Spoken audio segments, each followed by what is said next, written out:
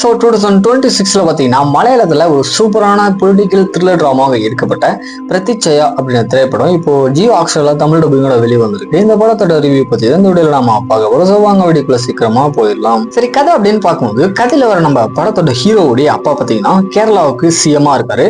So இவருக்கு வந்துட்டு ஒரு அண்ணன், மேரேஜ் ஆன ஒரு ஒய்ஃப் இருக்காங்க.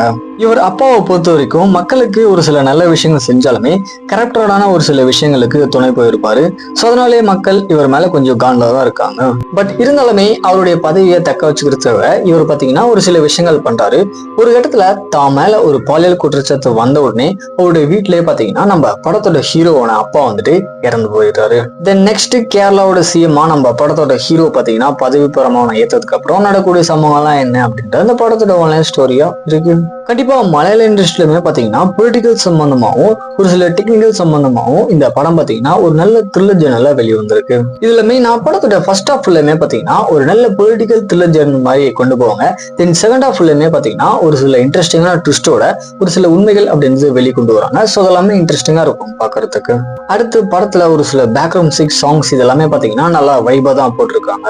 கேரக்டரோட ஆக்டிங்குமே சரி, படத்துல நடிச்ச ஒரு கேரக்டருமே பாத்தீங்கன்னா ஒரு தரமான பெர்ஃபார்மன்ஸை கொடுத்திருக்காங்க.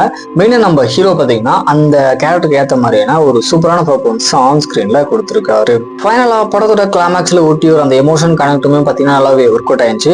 கண்டிப்பா இந்த படம் பாத்தீங்கன்னா ஒன் டைம் ட்ரை பண்ணி பார்க்க வேண்டிய ஒரு தரமான பொலிட்டிக்கல் ட்ராமா வந்திருக்கு. ட்ரை பண்ணி பாருங்க. இப்போ ஜியோ ஹாட்ஸ்டார்ல தமிழ் டப்பிங்கோட ஸ்ட்ரீம் பண்ணிருக்காங்க. ஸோ செக் பண்ணி பார்த்துக்கோங்க.